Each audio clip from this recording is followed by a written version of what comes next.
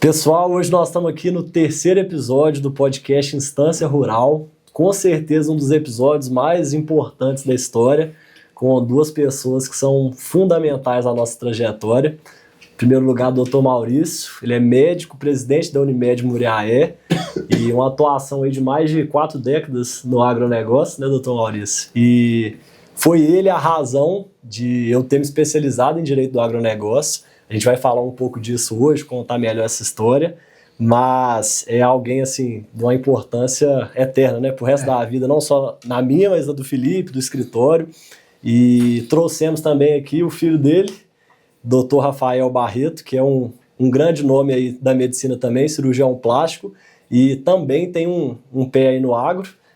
Cada um está numa atuação no agro diferente, né, mas nós vamos falar disso também hoje.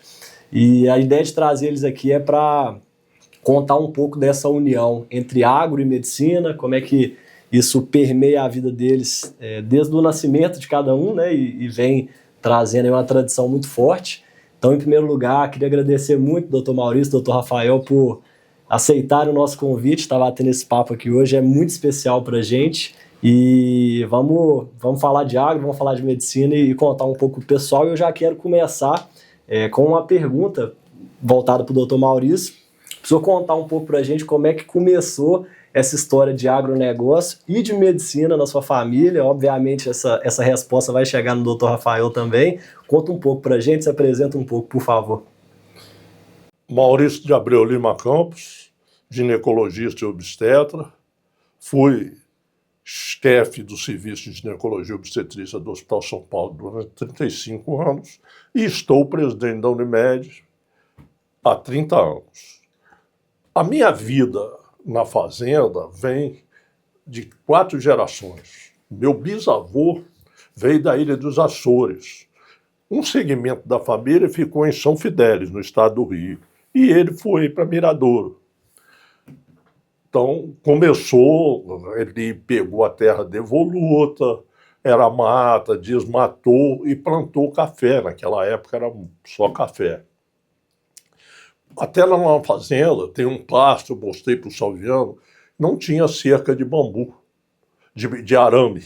Então, plantava bambu e fazia um vale para as vacas de leite, para fazer queijo, para fazer manteiga. Então, durante esse período, ficou na fazenda, era toda em café. Eu nasci em Muriaé, meu avô materno, Guilherme, era médico.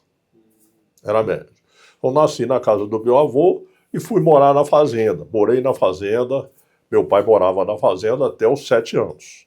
Aí eu vim para Muriaé, meu pai comprou uma casa que era do meu avô para que eu pudesse estudar e continuar meus estudos.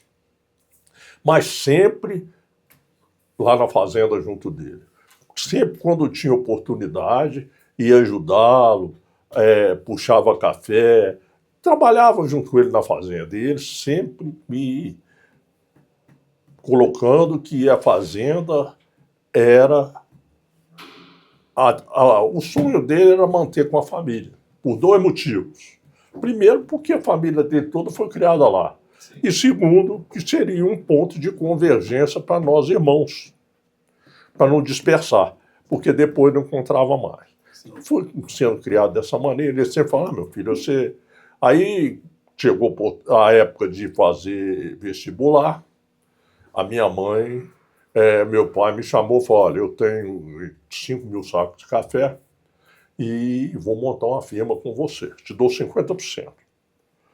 Se você quiser, e eu comprei um armazém, eu preciso dar a resposta ao homem em 72 horas. Pai, não, você tem que dar a resposta. Tá bom.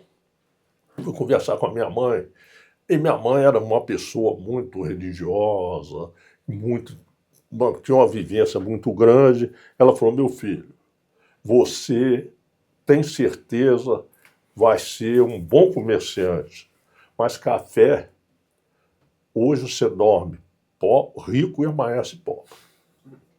Sempre foi assim. E se você tiver um curso superior, Você pode até não ficar rico, mas ninguém vai te tomar aquilo, você vai ter pro resto da vida. Aí eu falei assim, como é que vai ser? Não, seu pai vai pagar para você. Tá bom.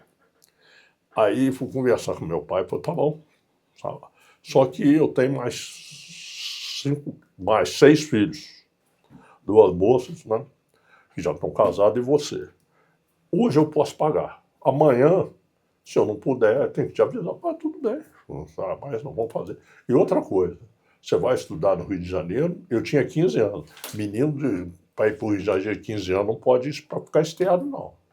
Foi nessa época que veio essa decisão já de escolher pela medicina ou pelo... Foi, aí eu bem cedo pra caramba. fui para o Rio e estudar interno no Instituto Lafayette, lá na Doc Lobo.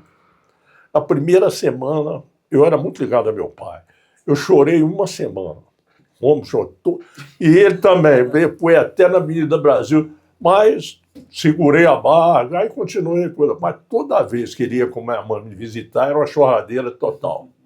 Ele chorava e eu também, até que foi adaptando. Sim. Aí eu tinha minha tia que morava lá, irmã da minha mãe, que me deu, foram 2 tias, tinha a Zilda e tinha a Ângela, que me ajudaram muito.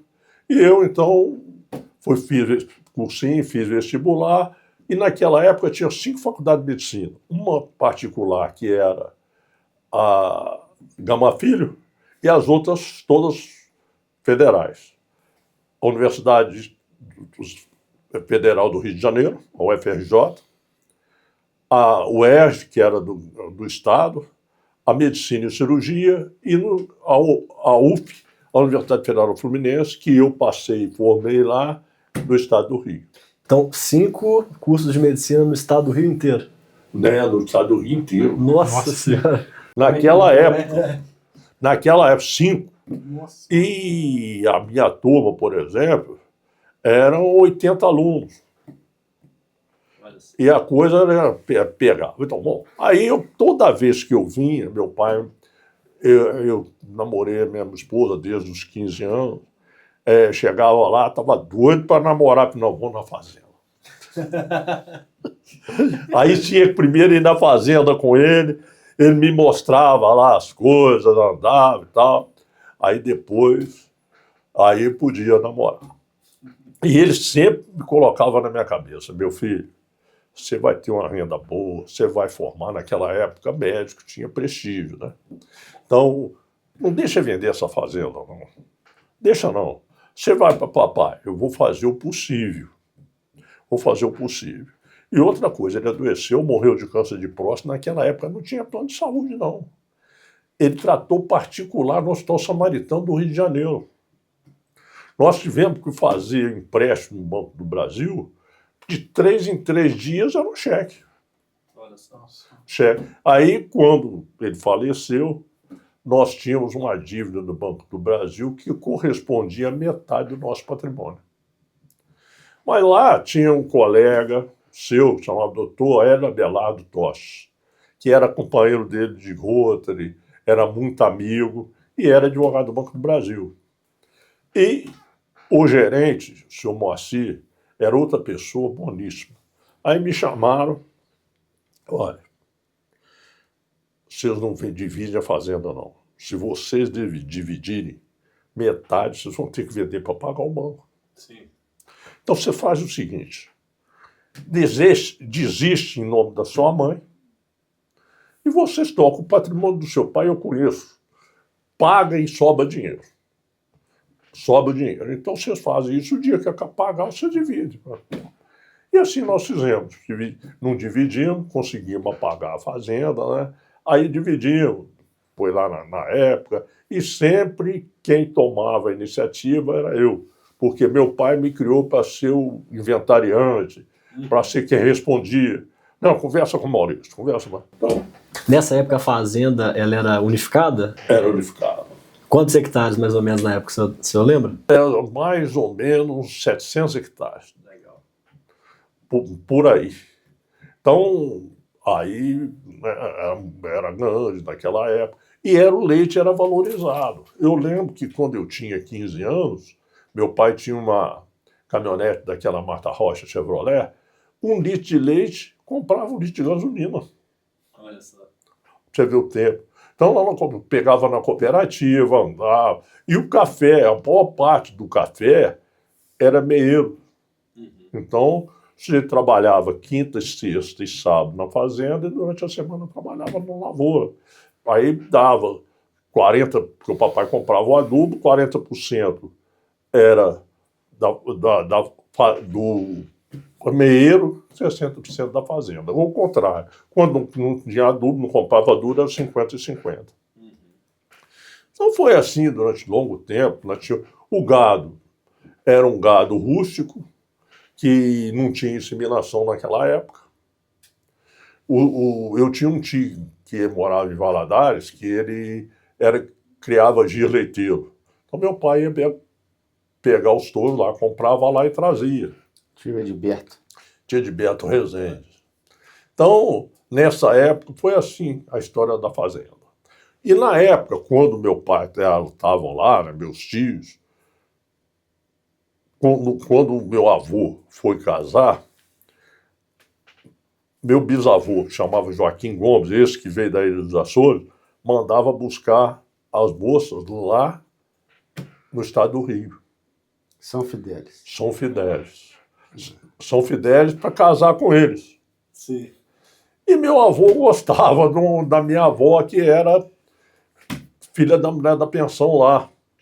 E aí meu avô não era, meu bisavô era 880. E aí ele foi lá falar com a minha avó, falou assim, ó, infelizmente eu não vou poder casar com você, meu pai vai mandar. Falou assim, você não gosta de mim não? Eu gosto. Então, se você gosta, vamos fazer o seguinte, vamos fugir e na volta nós voltamos casados. Assim foi feito. Quando meu avô chegou, o velho, o Joaquim Gomes, falou, meu filho, você me desobedeceu, você está deserdado. Nossa Senhora. Você está deserdado, você não vai receber nada de herança. Aí, e os irmãos aguentaram. Ele ficou lá, morou. Aí quando o velho morreu, falou, não é justo isso, você é filho, igual a gente, então vamos dar sua parte aí. Aí deram para ele lá, ele tocou a vida dele. Sim. Essa aqui é a história da fazenda de José. E como é que isso foi parar no Dr. Rafael? Essa questão do agro, da medicina? Imagino que a influência da medicina e do agro veio desde pequeno também, né? Sim, a medicina, eu era garoto, não lembro a idade, 5, 6 anos de idade, ia no hospital com meu pai passar visita. Ia comer ovo na cozinha, ele ia fazer cesariana, e é uma história que, assim, a minha infância eu passei dentro do hospital. Naquela época, em Muriel, o Hospital São Paulo, ele era administrado pelas irmãs Marcelinas. Aí as irmãs tinham um carinho comigo, com meus irmãos, muito grande. Foi uma época boa, elas ficavam de branco, eu lembro direitinho, eu era criança. E meus momentos de lazer eram na fazenda. Eu gostava de cavalo, andar a cavalo, gosto até hoje. Então, assim, foi um estímulo contínuo, né, para as duas áreas. E eu vejo assim que tem uma coisa muito semelhante entre eu e meu pai, é que a gente dá muito valor ao antepassado da nossa família. A gente se orgulha disso e dá muito valor. E a prova disso é que eu sou criador de Nelore PO, sou sócio da BCZ, e a marca do meu gado é SAUX, que é exatamente as iniciais dos meus avós paternos, Sebastião e Alciri, que foi uma homenagem que eu quis fazer a eles, que são meus padrinhos de batismo, né? Então, assim, eu sei que ali o início da história mesmo, da pecuária e tudo, começou com eles, que moraram na fazenda. Meu pai morou até os 7 anos, então eu quis fazer essa justa homenagem. Meu pai gosta de leite, eu não posso falar que eu não gosto de leite, mas eu prefiro o corte. E eu me dediquei à criação de Nelore, como assim, melhoramento genético e melhoramento de carcaças para abate. Sim. Que esse é o nosso objetivo lá. O meu irmão mais velho também se dedica ao corte, faz confinamento, ele faz um aperfeiçoamento da carcaça. Então agora o gado dele está preso, normalmente ele tira em outubro. E aí, vocês que estão aqui em Belo Horizonte, que gostam de ir no Coco Bambu, o ano passado ele vendeu o gado, as carcaças vieram para Belo Horizonte para o Coco mesmo? Bambu. Que Então, legal. quem foi no Coco Bambu comer carne lá de qualidade foi o gado da fazenda. Que Que legal. E tem quanto tempo isso que você começou? Eu comecei com gado de corte, tem aproximadamente 10 ou 11 anos. 10 anos. Você acha que mudou muito? Estende a pergunta para você também, né, na pecuária leiteira, mas mudou muito questão de tecnologia? Como que vocês enxergam o avanço tecnológico dentro de cada um dos setores? Mudou muito? O que vocês enxergam de diferente aí? Mudou muito. Antigamente, o leite, como eu disse, era valorizado. E no meu pai, por exemplo, era para vaca, tem que tratar de mim, eu não trato de vaca. Então deixava lá, hoje é o contrário. Tá. A gente investe em genética, igual a ele, genética de alta produção. As vacas minhas Girolando são filhas de boi importado, melhor pedigree do mundo para leite. Olha só. E os bois giros também. Então, hoje, essa disseminação. Só que agora, e outra coisa também que afastou do leite, a infraestrutura do leite é caríssima. Eu tenho uma infraestrutura para leite hoje que você não compra com 1 milhão. Quase o preço da Eu fazenda. me recordo uma vez que a gente reuniu aqui em Belo Horizonte, você tinha, não sei se você tinha acabado de comprar ou que você já estava com ela operando lá, mas que eram valores relevantes, né? Relevante. E hoje, meu leite é leite B. Ele sai direto da vaca, do peito da vaca, faz com higienização, cai na ordenhadeira, passa num filtro e cai no tanque. Direto. Então, o número de células somáticas é muito pequeno, o de contaminação, né? CCS é mesmo uma infecção, são, vamos dizer assim, os leucócitos do sangue. Tá. E contagem bacteriana, CBT, é a contaminação. Pode até 300, tem segundo o mapa. A minha, 10, 15 no máximo. Aí o cara, há pouco tempo, brincou comigo, falou, você está esterilizando os pitos das vacas, não é possível. Estatisticamente quase zero. Estatisticamente você zerou. Então isso aí é. Mas hoje outra coisa que impacta é a mão de obra. Tá. Apesar da mão de obra estar lá, com isso, o sujeito não quer trabalhar mais. Ele quer ganhar e não quer trabalhar. E arranja jeito de falar, rapaz, você não fez isso. Não deu tempo, porque ele quer tomar cachaça, ele quer ficar à toa, quer dormir depois do almoço, coisa que eu não faço. Aí está ficando difícil. Então, por isso é que está bom. E lá no o boi de corte, ele sobe morro. Ele, né, é mais fácil, o manejo é mais fácil. A vaca mais pura, holandesa, dá muito leite, mas o manejo tem que ser um manejo muito bem feito, com medicação bem, senão não tem jeito. E com essa tecnologia o senhor conseguiu cortar uma parte relevante de mão de obra humana? Como é que foi o resultado assim, no final, comparando com o período mais antigo? Eu vou falar um pouquinho sobre isso aí. É o seguinte, nós estamos numa fase da fazenda de transição, Legal. entende? Por isso que as empresas é sempre bom os mais experientes com os mais novos, né? Porque tem ideias novas e tudo, né? Então, assim, eu sempre me dediquei a entender, compreender o funcionamento do agronegócio. Eu já fui membro da Comissão Técnica do Gado de Corte da FAENG, que é a Federação da Agricultura do Estado de Minas Gerais. Aprendi muito lá.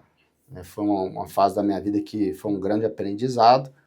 E a gente começou a perceber, né? Eu estou, na verdade, na fazenda lá ajudando meu pai desde janeiro, né? E a gente começou a perceber isso, sabe? Que a mão de obra era uma mão de obra que não atendia à necessidade que nós precisávamos da fazenda. A gente já tinha um investimento em maquinário, que a gente está modernizando. Agora, na última semana, nós compramos um vagão forrageiro novo para dispensar o trato de volumoso e ração nos coxos. Então, o camarada, ele não tem... O trator carrega e o trator esvazia no coxo. Mas a gente está chegando à conclusão que o gado de leite ele precisa ficar semi-confinado. Ele precisa ficar o período do dia no coxo, sendo tratado. E a gente está com a ideia de mudar a alimentação também dos bezerros. A gente está querendo separar os bezerros das vacas, não ter contato durante a ordenha, esses bezerros ficarem num local separado e eles serem alimentados por mamadeira.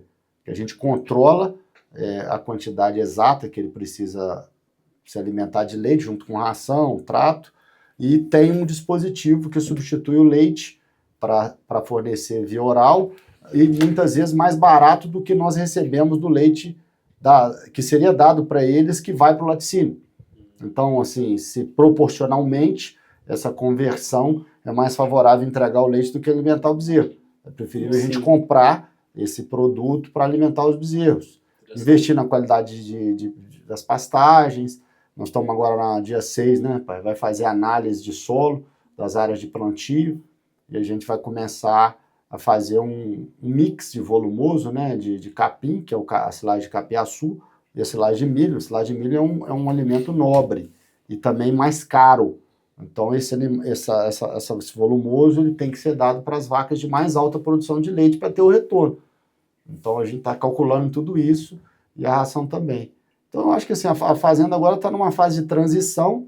A gente acredita que o leite é rentável. Sim. A gente não tem intenção de acabar com o leite agora, mas é aquele negócio, né? A fazenda é uma empresa de agronegócio e ela tem que dar resultado. Sim. Se ela não der resultado com aquela atividade, a gente tem que pensar em mudar a atividade. O que a gente sempre defende, né, assim, no escritório, é que o produtor rural ele tem que se enxergar enquanto empresa, enquanto empresário. Exatamente, né? O negócio tem que dar lucro. Agora, eu investi a vida toda no leite.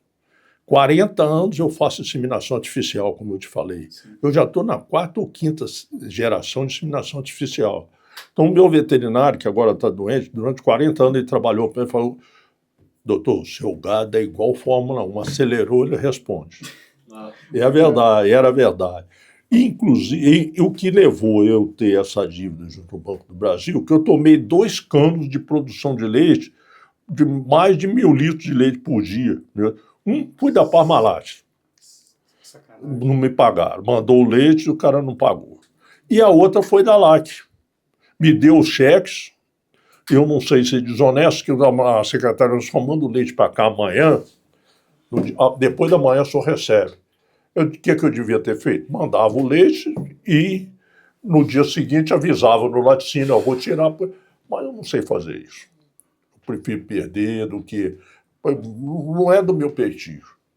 Então, infelizmente, isso aí me descontrolou, me fez tomar essa dívida no Banco do Brasil. Esse assunto, né, pessoal, é até um dos principais motivos que a gente trouxe eles para conversar hoje, que pode ser até um reforço para a vida de muitos produtores que estão vivendo o que o Dr. Maurício viveu nos últimos anos e, graças a Deus, com a gestão técnica e uma gestão jurídica também foi possível.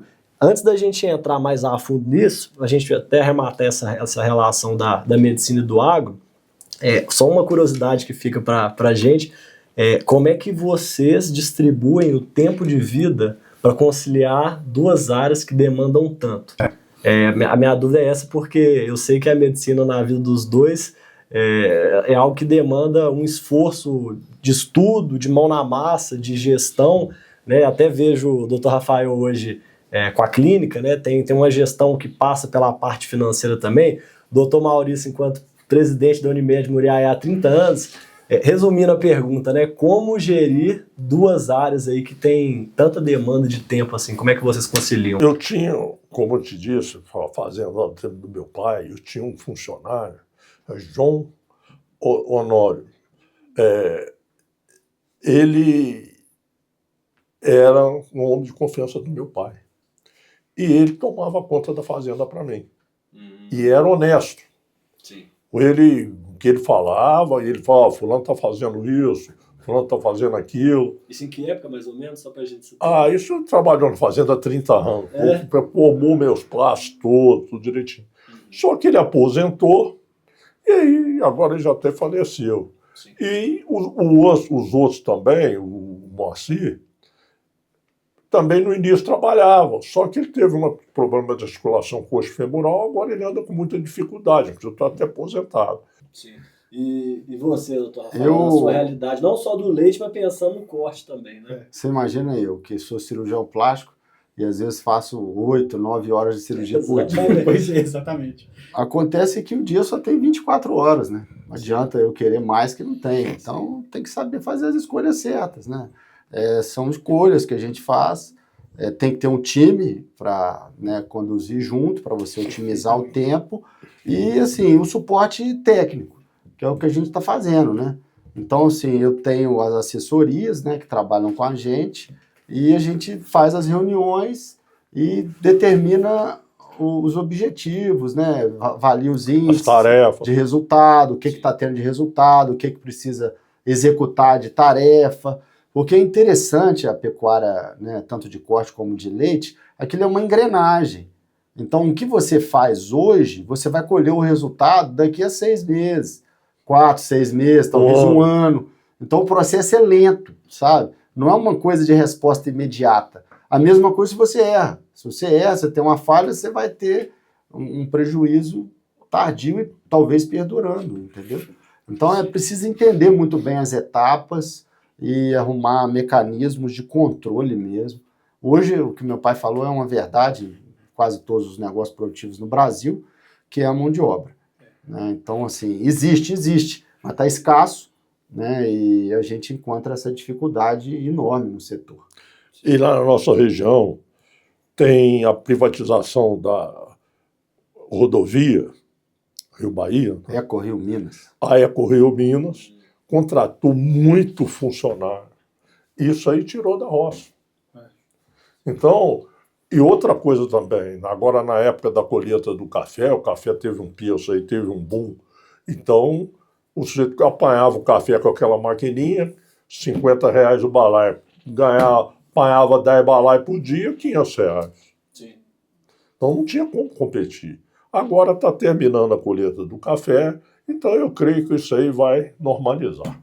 Vai normalizar. Perfeito. Para a gente que está no urbano, né, Gabriel, a contratação já é uma dificuldade muito, que a gente sente muito. No campo, eu imagino que o interesse da boa parte das pessoas é ir para a cidade, conseguir um trabalho um pouco mais direcionado a morar mais perto de um centro urbano. Então, no agro, a contratação deve estar realmente muito mais complexa, né? Porque a mão de obra tem que ser minimamente qualificada, a gente sabe disso, porque lida com uma complexidade, a vida animal, então a gente sabe que tem que ter o trato, mas qual que é o real nível de dificuldade disso? É de procurar e não achar? É de chega um pouco de mão de obra, mas vocês não conseguem atender aquilo? Como funciona? Nós estamos numa fase agora de novas contratações, né? Agora no início do mês vem uma família nova morar na fazenda, nós estamos contratando mais um retireiro, mas assim, eu pego na massa com eles, eu monto a cavalo, eu marco boi, eu caço, faço o que precisar, eu faço, entendeu? Sim. A gente tem o veterinário contratado da fazenda, que ele vai periodicamente à fazenda, ele vai 2 vezes por mês, né, pai? Agora no início 2 vezes, depois vai ser uma vez. O Leonardo faz 2 vezes, o Thiago, que é o assessor técnico, né, do programa Senar. de assessoria do Senar, ele vai mensalmente, inclusive vai agora no início do mês para colher amostra para análise do solo, acho que é dia 6, né, pai? Dia 6, né? Dia 6 que ele falou de setembro. Não, acho que é 16. Não, 16, eu não me lembro. Então, assim, a gente busca de todas as formas assessoria técnica, entendeu? E assim, valorizar os funcionários que vestem a camisa, que entendem o propósito da empresa de agronegócio, e a gente quer que eles tenham resultado. A gente fica feliz de ver eles andando de moto, de carro, sabe, ter grana, sobrar um dinheiro para eles. A gente vê isso, entendeu? A gente vê isso com bons olhos, a gente quer isso. A gente quer que eles progridam. Nossa vontade é essa. Sim. É muito legal ver isso da parte de quem está contratando também, né? Que como é que eu posso colocar isso? Esse genuíno interesse na vida da pessoa que está lá colaborando com o seu negócio também, né? Porque o de lá para cá todo mundo visualiza, né? O daqui para lá a gente tem que saber, é muito legal ver que tem pessoas que realmente acreditam no trabalho dos outros e que correspondem, né? Exato. Você falou uma coisa, por exemplo, um funcionário da Unimed que trabalha lá na recepção ganha R$1.000 e poucos. O meu retireiro ganha 2.200. Casa para morar, luz, água, tudo. Se ele quiser fazer uma horta ali, ele tem. Se ele quiser criar galinha, ele tem. Então, quer dizer, eu acho que é isso que você falou. E outra coisa que impressiona no interior hoje é a droga. É mesmo? Nossa Senhora, lá em Muré tá uma coisa horrorosa. Uma coisa, até lá na roça aparece droga. Olha só. Isso aí assusta. Imagina. Assusta. E agora eu queria dar um passo à frente e contar rapidinho a história da minha transição, né, ao agronegócio. Eu falei no começo que estavam aqui as duas pessoas que mais me influenciaram nisso. Aí eu vou contar rapidinho o contexto e vou jogar a próxima pergunta. Eu me formei aqui em Belo Horizonte mesmo. Na UFMG. Fiz direito aqui, entrei e não sabia muito bem para onde eu ia, né? Eu também venho de uma família com médicos, meu pai é médico, tenho tios e, né, família majoritariamente da área da saúde, e entrei no direito assim sem saber muito bem qual seria meu caminho, né? E sempre ouvindo ali que a advocacia estava saturada, que não tinha espaço para advogado, que a gente ia bater 2 milhões de advogados em breve. Fiquei com aquilo na minha cabeça, né? E até que um dia, eu tava ali com os meus 22 para 23 anos, um grande amigo meu, Lucas, filho desse homem aqui que tá na minha frente, neto desse, me liga e me conta um caso que o avô dele era um sujeito muito sério, sujeito muito trabalhador, né? Contou que estava na presidência da Unimed há muito tempo, sempre tinha honrado com todas as obrigações, mas por uma questão que fugia totalmente do controle, esse avô dele não estava conseguindo pagar com recursos da própria produção, e aí a grande diferença, né, com os recursos que a produção de leite estava gerando, o avô não estava conseguindo honrar com as parcelas do Banco do Brasil, que eram altíssimas. E aí foi me explicar o caso e me perguntou se eu já tinha ouvido falar sobre isso, e eu já tinha ouvido falar, assim, sobre a possibilidade de prorrogação de dívidas rurais.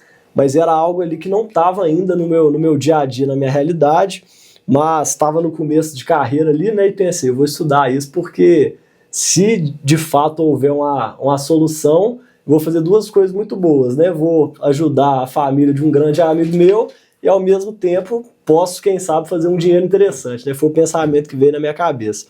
E aí, né, doutor Maurício, reunimos, né, e começamos a conversar. E eu sempre gosto de brincar que o doutor Maurício ele é doido, né? Porque como é que um senhor, né, de tanta credibilidade no mercado, de tanto tempo de atuação, vai confiar num moleque, né, na época que eu era, para tocar o caso mais importante da vida? E aí, o doutor Maurício, de um coração maravilhoso, né, doutor Rafael também, toda a família, confiaram em mim, né, aqueles planos de Deus, né, doutor Maurício? Confiaram em mim e, consequentemente, no Felipe também, que naquele momento a gente estava começando a montar a sociedade, né? Isso. Tínhamos o sonho de empreender, e aí essa família confiou na gente para tentar uma medida de alongamento rural, que a gente chama, né? Que é a prorrogação de dívidas rurais. E antes de falar um pouco dos detalhes disso, né, eu queria que vocês dois contassem um pouco assim, de bastidores, o que levou a isso, o que aconteceu, e lembrando aqui, né, pessoal, que o requisito da prorrogação de dívida rural é que fatores externos que fujam do controle do produtor levem à incapacidade de pagamento, né? Isso vem lá do Manual de Crédito Rural.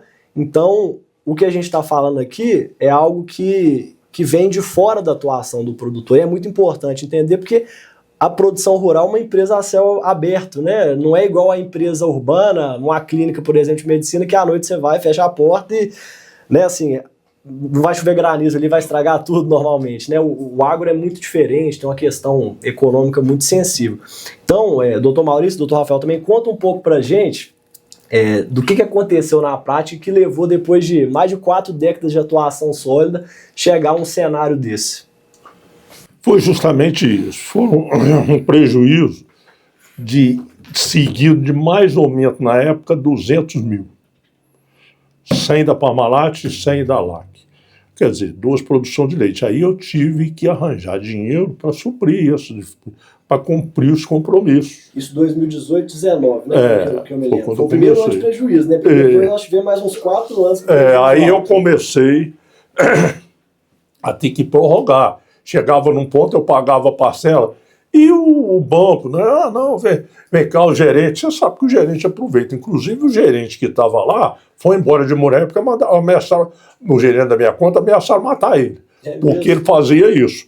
Ele levava o sujeito, ia levando, não, e pôr goela abaixo. Uma venda casada aqui. Uma venda casada ali. Isso aí. Então, e a gente estava na mão dele. Sim. Estava na mão dele. Então, até que Deus colocou você e o Fabiano na minha vida. Minha mãe era muito religiosa, a família do meu pai. E foi a minha tábua de salvação. Porque senão eu teria. Ele sugeriu vender uma parte da minha fazenda para pagar o próprio gerente. Você não entra, não, aquilo lá, eu perco, mas não vendo. Sim. O que eu acho que atrapalhou muito também foram os fatores climáticos, né? Você vê que a gente teve aí problema do aquecimento global, né? Com a seca muito rigorosa, difícil de você produzir alimento ali para o gado, e o custo mesmo de produção aumentou muito no país, né? Principalmente da insumo, adubo, milho, soja, tudo. Ração, Teve um aumento muito grande, entendeu? E isso naturalmente prejudica as sobras, né? Você fica com uma margem de lucro muito baixa. Sim. Foi um somatório, a verdade é essa. Eu lembro do laudo do agrônomo, o Eduardo, né? Que fez o laudo. Eduardo, um sujeito muito gente boa. Eu lembro do laudo dele, ele mostrou financeiramente que os insumos do leite naquela época subiram 62% no seu caso.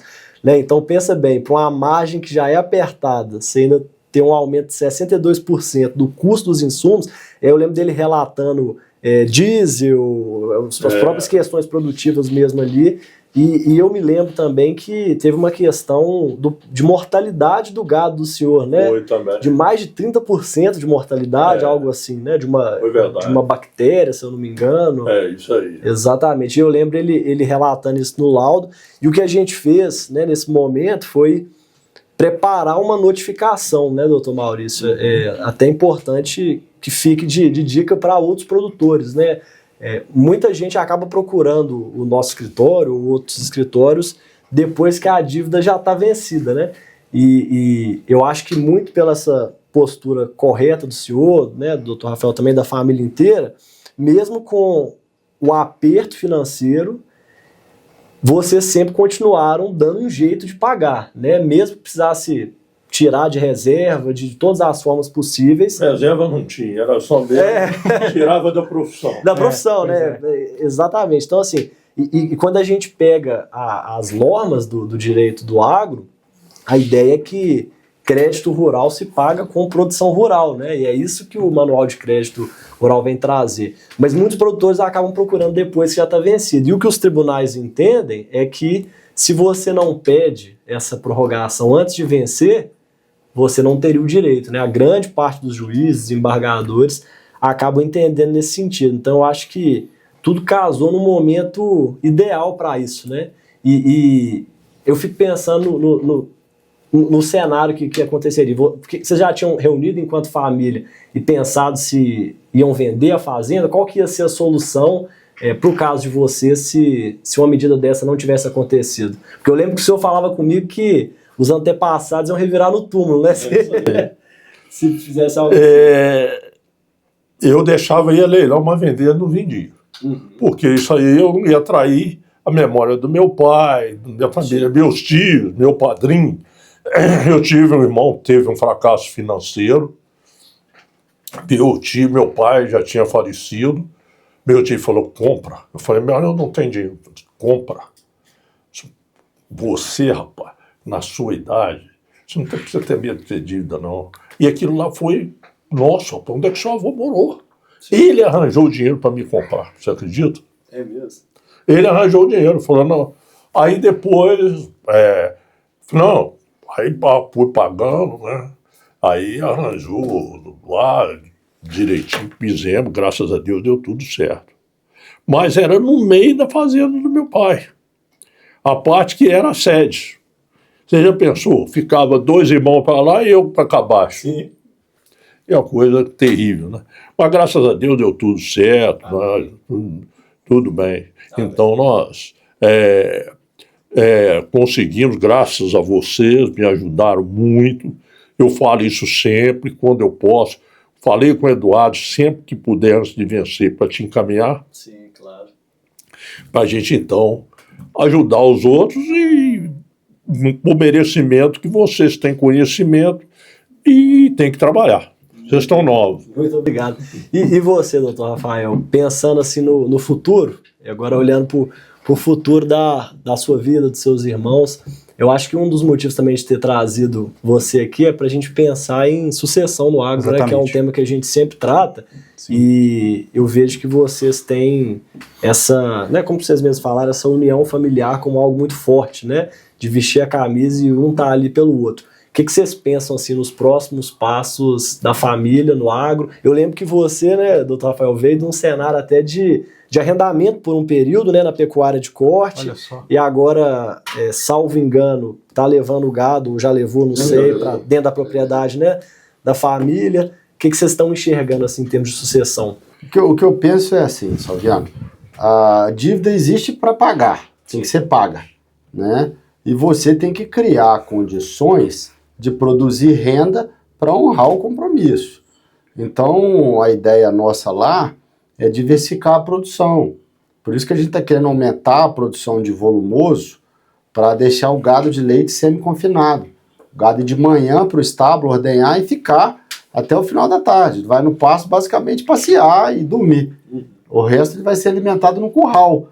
E a gente ter área de sobra de pastagem para a gente produzir bezerro, fazer uma pecuária de corte de cria para gerar uma receita independente da pecuária leiteira, receita essa que pudesse ser utilizada para saldar os compromissos.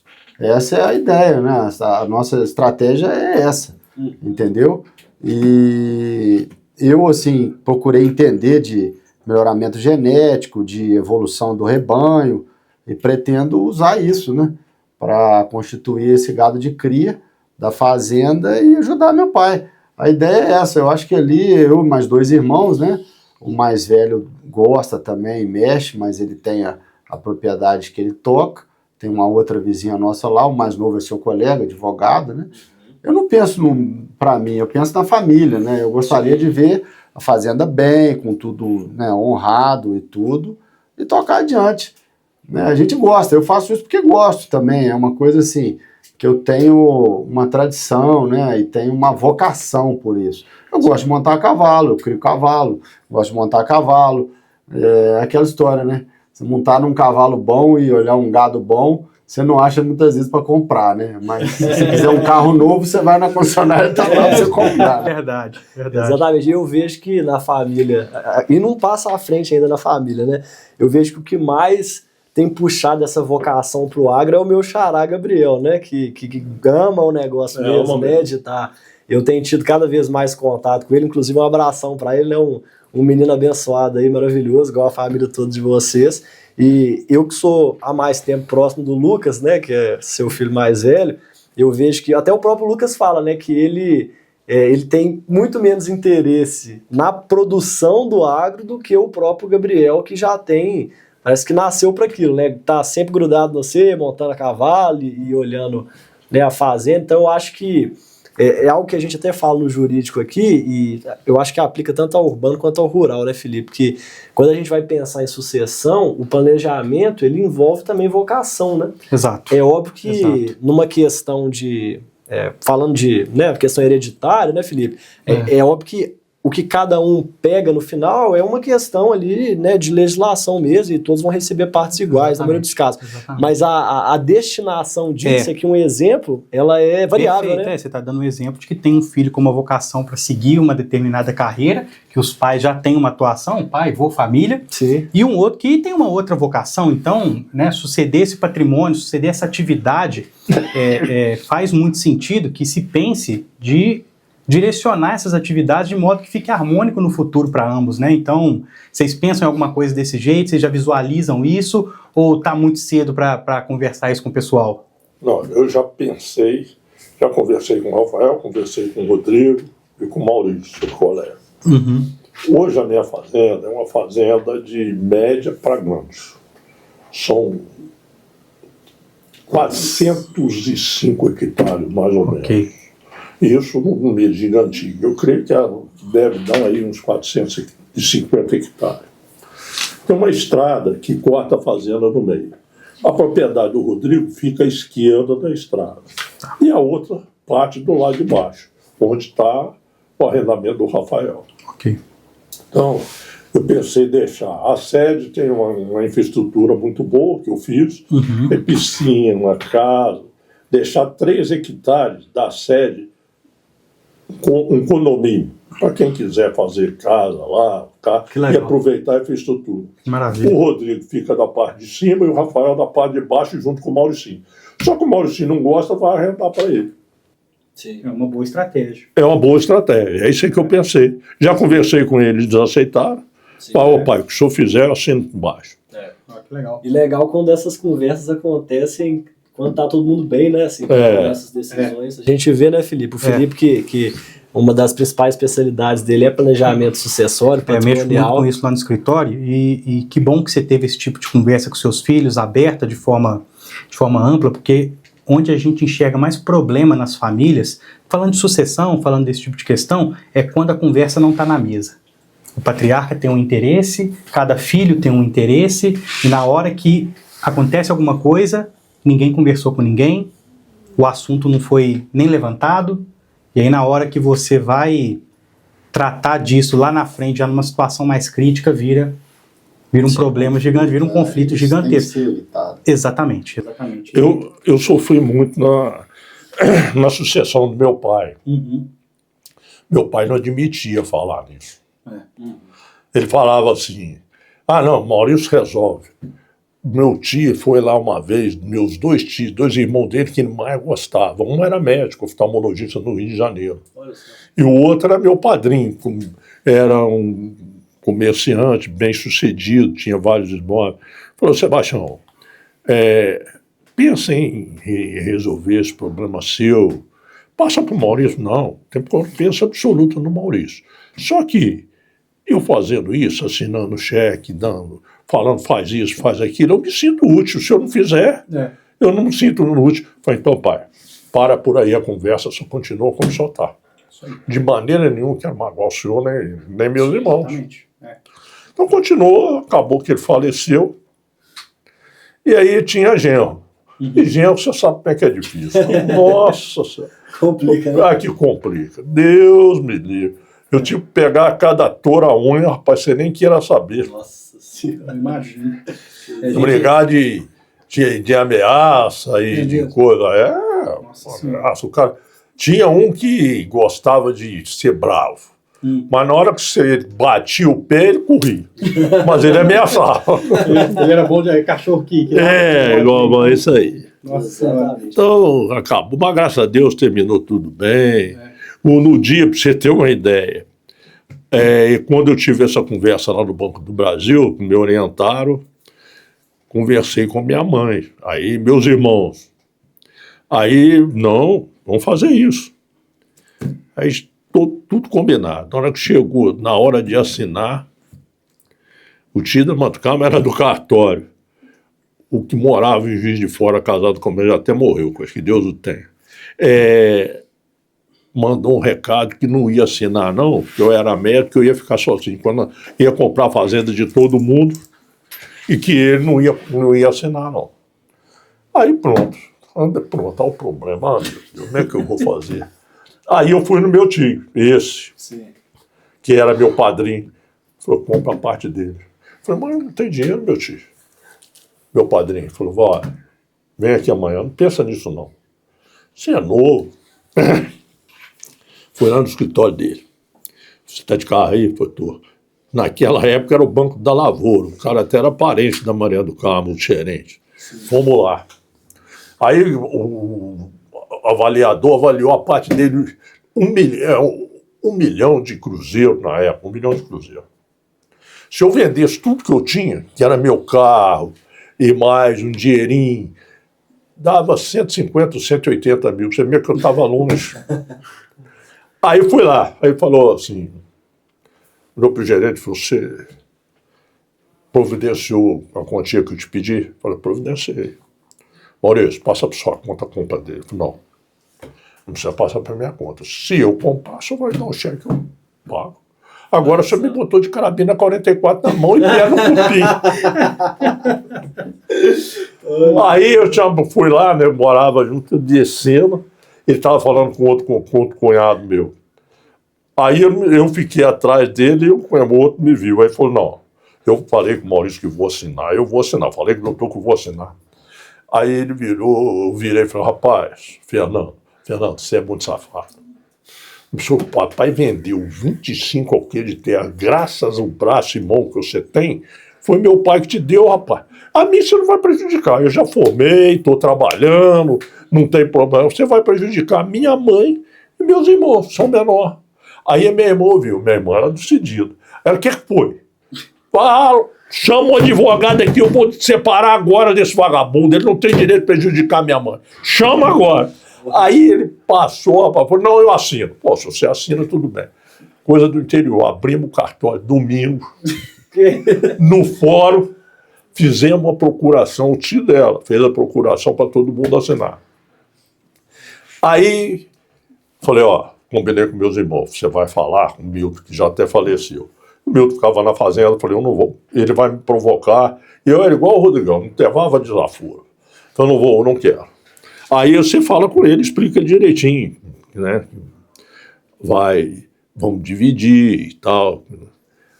Aí ele tomou umas cachaças e tomava cachaça para provocar os outros. Aí ele sentou aqui, eu sentei perto dele. Minha mãe herdou um mocharife do meu avô, naquela época que fazia remédio em casa. O negócio, você amassava de copo, mais um peso, eu vou dar uma cacetada com esse cara aqui. Botei atrás de mim, né? Aí, rapaz, não sei quem mandou me chamar lá, minha mãe foi lá e escondeu o negócio. Aí o Milton falou, falei, não, você assina assim, todo mundo assinou. Aí ele virou e falou assim, mas essa história aí tem um velhaco aí. Pronto. Eu sabia que era eu. Falei, fala quem é. Fala quem é, vagabundo. Aí ele, levanta-se, você é homem. Aí ele ficou quieto e dava uma risadinha que provocava. Aí, rapaz, falou, vai ficar assim não. Você vai lá, você mandou falar comigo que 38, 32 era fino, eu arranjei um 38. Agora você vai ver. Aí esconderam a chave do meu carro, eu fui em casa. A minha mãe fez um almoço, coitada. Só ele e o Márcio que almoçou. O resto, todo mundo, ninguém quis almoçar. Esse foi um dos. Uhum. E o outro também criou casa lá, quando fez divisão. Eu sei que consegui, mas aqui custou caro. O desgaste foi muito grande. Exatamente, dá trabalho, né? O desgaste emocional, ele conta muito, e muita gente não põe isso na conta não põe na conta, né? Não põe na conta. Exatamente. Meu pai ajudou esse outro, gente. O que é? Eu tô agradecendo a ele. Tira uma fotinha nossa. Pode continuar. O outro, meu pai ajudou, ele plantou café, ele era trabalhador. Mas houve um boom do café igual teve agora, ele achou que era o mais rico do mundo. Só carro ele tinha 6. Nossa Senhora. Entrou no Banco do Brasil também, pela mesma forma. Gente, não faz isso. Ele não tem condições de administrar esse dinheiro. Não faz isso. Não, mas o banco está se cercando. Mas vai tomar dele. Sim. Foi o que aconteceu. Tomou a propriedade dele. Sim. Então, quer dizer, não tomou porque o irmão dele não deixou. Aí ele começou a falar, estava bebendo por causa disso, que ia matar eu e o irmão dele. O irmão dele ficou tão apavorado. Eu falo, pessoa que foi no meu consultório um dia depois que eu acabei de atender, falou assim, Maurício, não vamos correr risco, não. Não correr risco como? Não, vamos correr. Você quer matar ele? Eu não faço isso, nem mandar. Eu vou me defender. Vou passar a andar armado e vou treinar a tirar de revólver. Agora, uma coisa ele tem que saber, se ele me acertar e eu morrer, meus irmãos matam ele. Aí pronto, porque nós estávamos arranjando um lugar para mandar ele fazer tratamento para alcoólatra. Olha só. E achou que estava mandando ele, que ele era... E a mãe dele era muito ignorante. Resultado, ele ficou lá, matou um cara sem a menor necessidade. Não ficou 1 hora na cadeia, só. Delírio, né? Delírio, É trem. mesmo? Delírio, sem necessidade nenhuma. Fez uma bobagem, surgiu, mas ele não era normal, não era uma pessoa normal. Aí pronto, resultado. Aí o banco me chamou, falou assim, você vê como é que era na época, compra aquilo para você, a gente vende, você assume a dívida. Eu falei, não quero fazer isso, porque amanhã eu vou passar de cabeça baixa perto do meu sobrinho. Às vezes vão ver, meu tio aproveitou da situação para ficar com a propriedade. Eu faço não.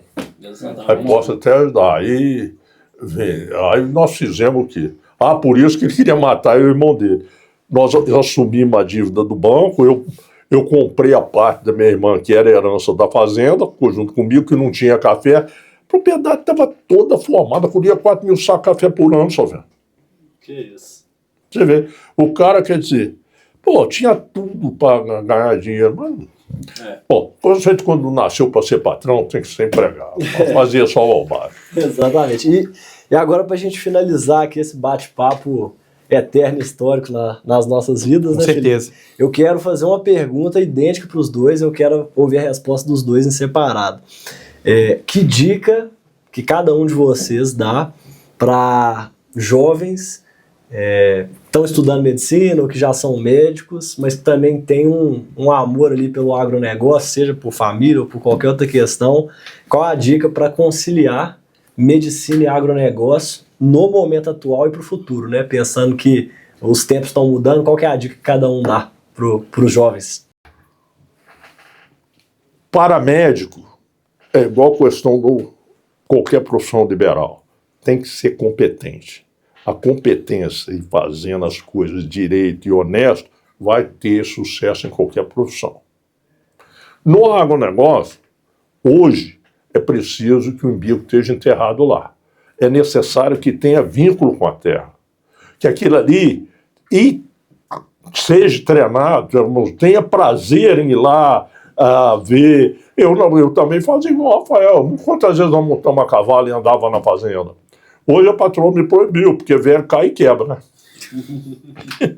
Então a patroa, você não vai não, meu médico não me falou. Então aí eu não ando mais, mas hoje eu ando de caminhonete na propriedade toda e ele anda a cavalo, a gente vê direitinho. Então eu acho que quem eu conheço que concilia medicina e agronegócio é quem tem vínculo. Existe uma frase muito antiga, né, que meu avô que era médico, eu falava, eu saí do campo, mas o campo não saiu de mim, não. Ele também mexia com vaca, ele também era médico, também mexia. Então ele tinha as propriedades dele e fazia medicina. Bacana, bacana. Então, respondendo a sua pergunta, Salve, é o seguinte, as pessoas vão vivendo e vão adoecendo e vão tendo necessidade de se cuidar. Então, acho que o serviço para médico nunca vai faltar, né? Agora, é lógico que é muito importante essa qualificação médica e você fazer uma medicina séria, baseada em evidência. E você procurar ser referência na sua área, no que você faz. Hoje mesmo eu estou aqui, na mesma ocasião, participando da 29ª Jornada Mineira de Cirurgia Plástica, e a gente fica feliz de saber que sua conduta diária na sua clínica é semelhante a de bons médicos e renomados médicos do país. É isso que motiva a gente. Então isso é muito importante. Você acreditar que você está fazendo o melhor pelo seu paciente, com a maior segurança e a maior sinceridade. Honesto. Isso é a chave do negócio da medicina. E no agronegócio é o seguinte, o agronegócio ele já é subsidiado pelo governo, não é à toa, né?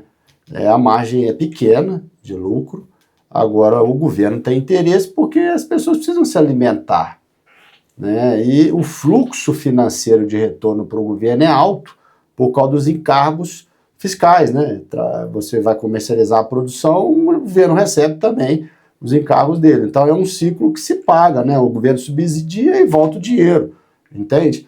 Agora, a pessoa que não procura se profissionalizar realmente, entender do processo detalhadamente de produção né, determinar metas e critérios de avaliação dos seus resultados na sua produção, vai parar no meio do caminho, vai ficar uma operação inviável, entende? Então, acho que a chave é essa, procurar se dedicar, igual meu pai fez inseminação artificial 40 anos, eu já não tenho interesse em fazer inseminação, eu já tenho interesse em fazer transferência de embrião, como já faço no gado Nelore.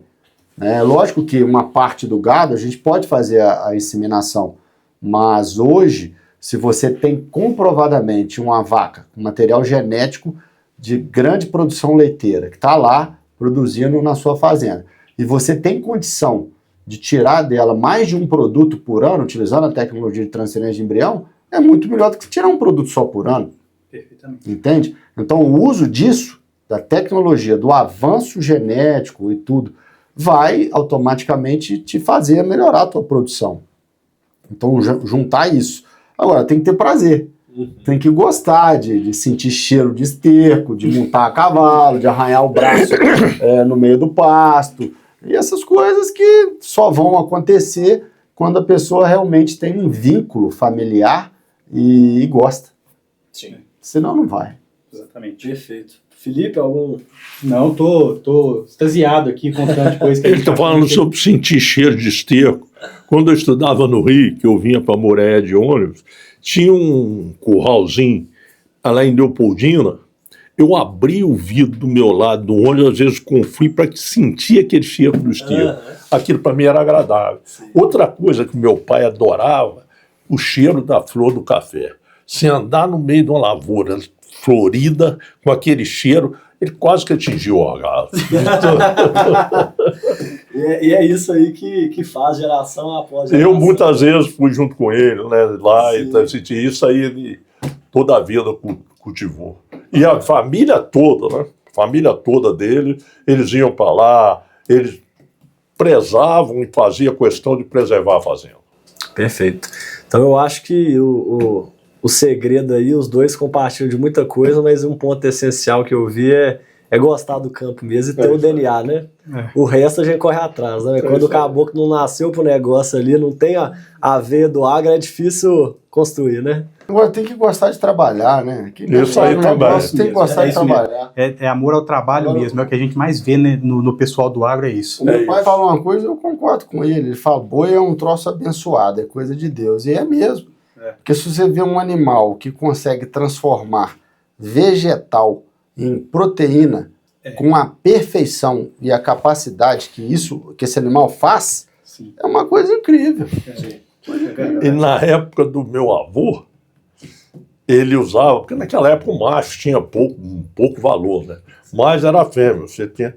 Falou, ó, bicho que mija para trás empurra o dono para frente. E é verdade. Bicho que mija para frente empurra para trás.